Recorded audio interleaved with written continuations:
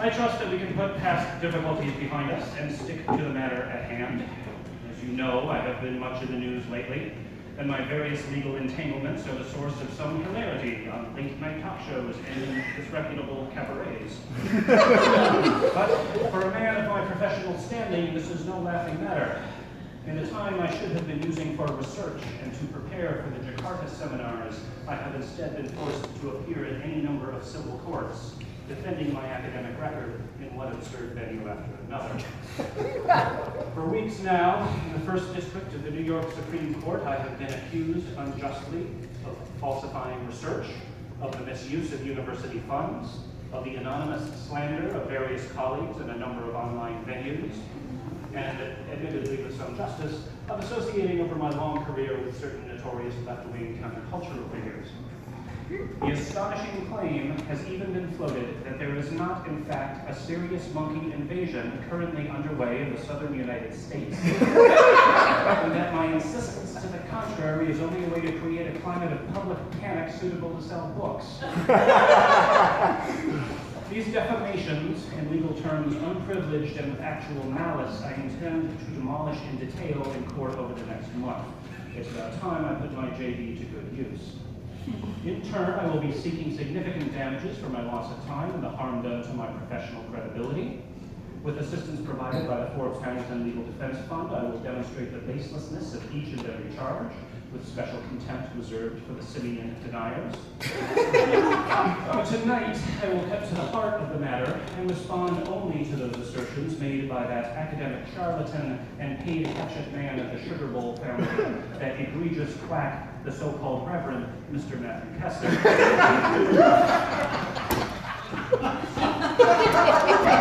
His incredible assertions, which I can scarcely bring myself to repeat, center around my presumed role as an Everglades-based drug baron and employer of Japanese assassins.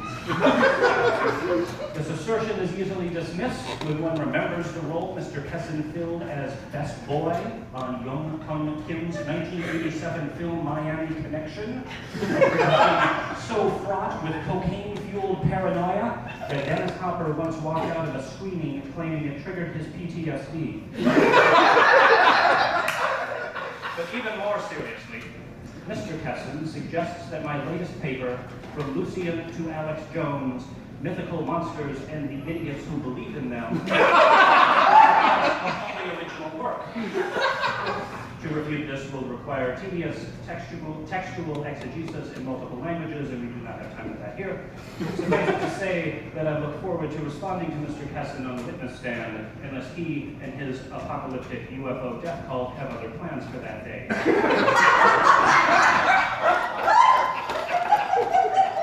Friends, although I have confidence in my eventual vindication, I confess to you that this has all gotten me a little down. What does it all come to, I ask myself, if someone of my caliber faces legal sanction for simply advancing the course of human knowledge? I have felt, to use the well-known phrase, nibbled to death by ducks. In this case, assholes. Even worse, I began to doubt myself. There is a condition called imposter syndrome, in which one can fail to internalize one's accomplishments and so feel irrationally like a fraud. Alas, this affliction is not confined only to those with petty abilities.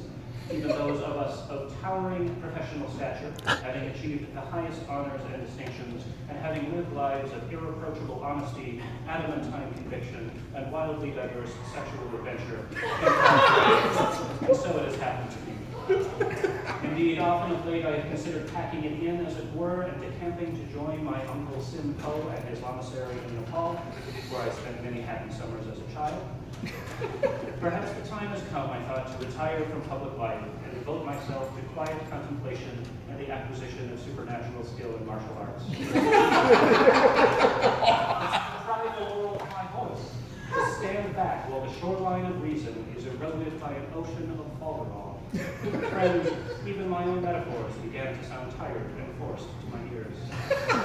What was I to do? Such, at least, was my state of mind when last I visited over a glass of wine with my dear friend, United States Supreme Court Justice Ruth Bader Ginsburg.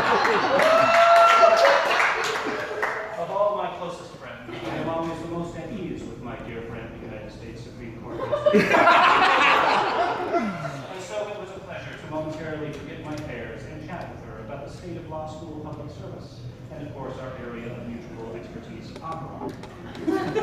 I should mention that she was as disappointed as I was at the Met's decision to cancel the live and HD broadcast of John Adams' controversial opera The Death of Klinghoffer, which some believe to be an anti-Semitic work.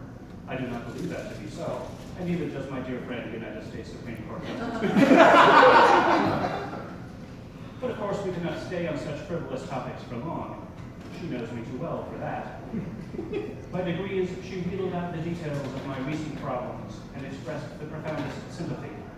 Although it would have been professionally irresponsible for her to comment on my current legal issues, she reminded me of the many difficulties she herself has faced over her long, distinguished career.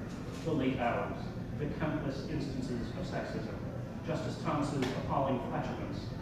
That last part is off the record, please. In her characteristic gentle way, she chided me for being so easily discouraged, so after our conversation, I canceled my tickets to Kathmandu and began preparing my defense in earnest. I will not soon forget her confidence and encouragement, and I was grateful for her promise to ask U.S. Attorney General Eric Holder for a full and thorough investigation of the so-called Reverend Hessen's dubious 501c3 nonprofit tax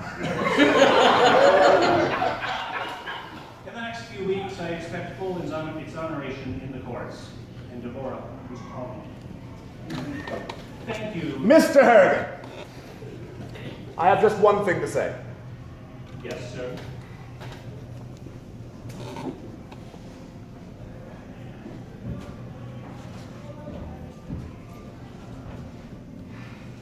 I'm not going to dignify these vile, transparent untruths and cheap ad hominem attacks with a response. I will, however, say this.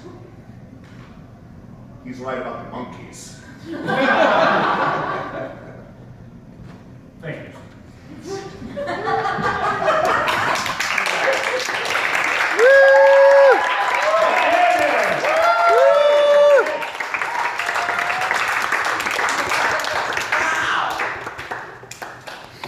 To bust open his suit, just have that notorious RBG t-shirt on. He is wearing one. Oh, that's a dream. It's a dream to see him do that. So his presentation's got me all warm and flustered. How about you, Levi? Yes, well, very detailed, and I appreciate your restraint. As you mentioned, there was definitely the possibility for tedium, but you narrowly avoided that. You have been accused of falsifying research and of slandering folks. Those are baseless, as you mentioned, so that was accurate. And you did mention the fraudulent 501c3 status of Reverend Casson. He will get his comeuppance. I will not be directly involved in that. I also give you bonus points, record time from going from the phrase imposter syndrome to my own towering achievements. That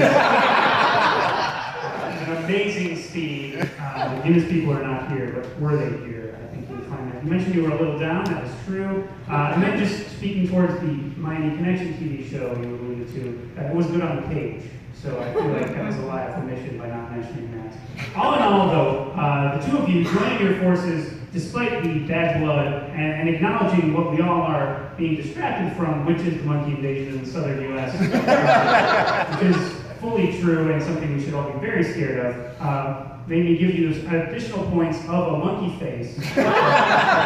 Thus, in the case of Truth v. Lies of this show, I rule in favor of the truth. All right!